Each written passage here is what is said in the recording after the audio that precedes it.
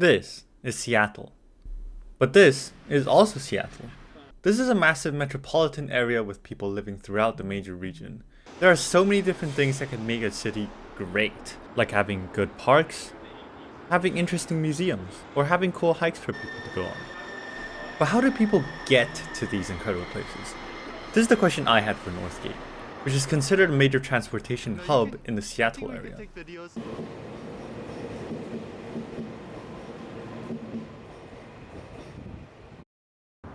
A major bus station relegated to a small tram station?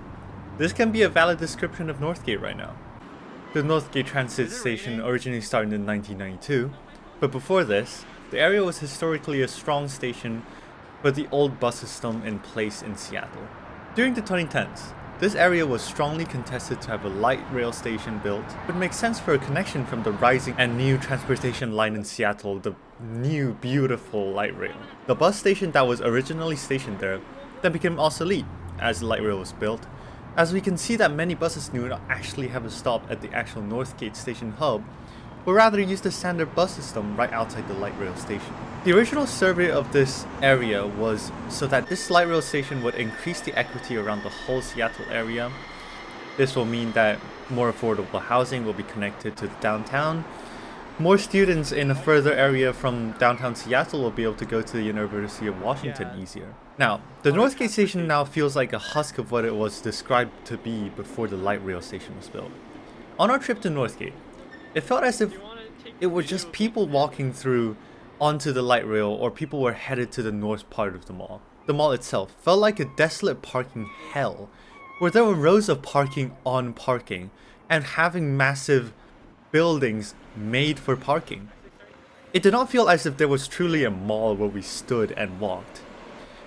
There is an excessive amount of parking here, which is likely detrimental to the actual public transport usage here, because if you can drive and there's easy parking, why would you want to walk 10 more minutes just to get to the light rail station?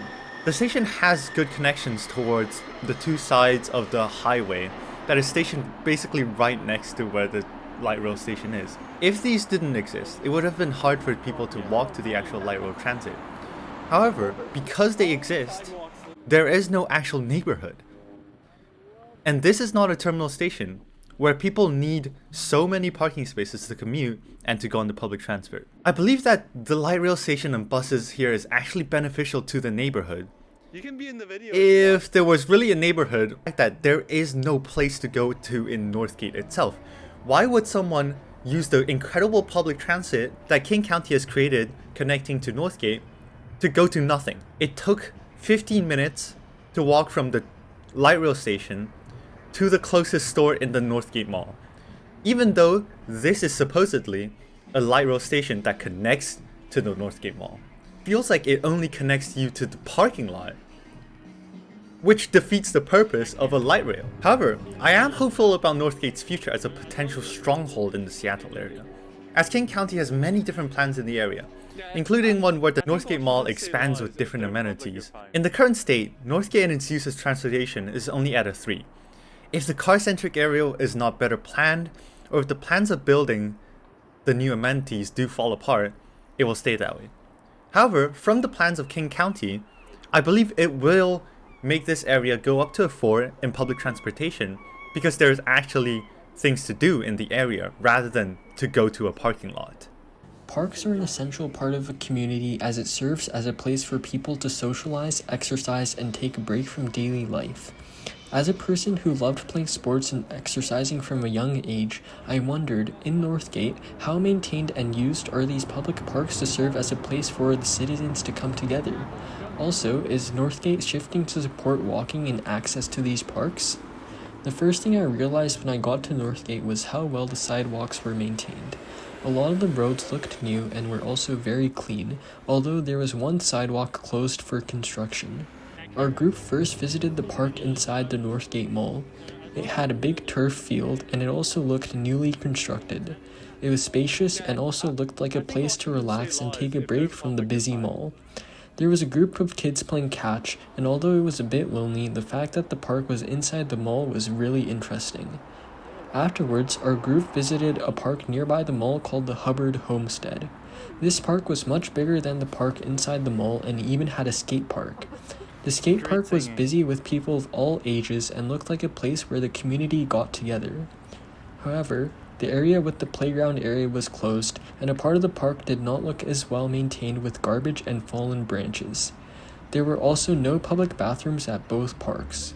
It surprised me that the skate park was as busy as it was and made me realize how similar passion can knit the community together. I believe that these parks are very beneficial and important for the community to get together, and I would rate it a 4 out of 5. I definitely see things that could be improved, but overall, I believe the parks are for sure a place where people can get together and form a community. Homelessness is a serious problem in Seattle. Before arriving at Northgate, our group received an anonymous tip-off that there was a large homeless encampment in one of the parks, Hubbard Homestead. We traveled to Northgate using the light rail, expecting a bustling, lively city with all of the apartment construction going on there due to a booming population. However, upon our arrival, we spotted little to no people at the station. Where did everybody go? On the way to the park, we only encountered a handful of pedestrians. This was really strange and off-putting for a neighborhood in Seattle where pedestrians are just about everywhere. There were no people sleeping on the sidewalks, which is great news, but again, rare for Seattle. We stopped at a smaller park to check it out, just inside of the Northgate Mall. There were 3 kids playing catch. How could they feel so secure alone without supervision? Then we saw it. 2 birds perched on a building. These were not ordinary birds, however. They glanced from the left to the right mechanically. They were surveillance cameras. Our group deduced that those bird cameras were cameras from the government sent to spy on homeless people and snatch them away in the name of protecting the community. This is why the kids could be outdoors without fearing being stabbed, as many stabbings have occurred in Northgate. This still didn't explain where the other pedestrians were. When we arrived at our main park, Hubbard Homestead, it was already nightfall and there was no trace of people having lived there. Nevertheless, a group of people were skating nearby peacefully. This told us all we needed to know. Maybe Northgate residents are just indoorsy people. The world will never know. Since there were no homeless people whatsoever, I would rate homelessness a 5 out of 5. With new apartment complexes being built, the community does not need to worry about housing for the foreseeable future. They just need to worry about those birds.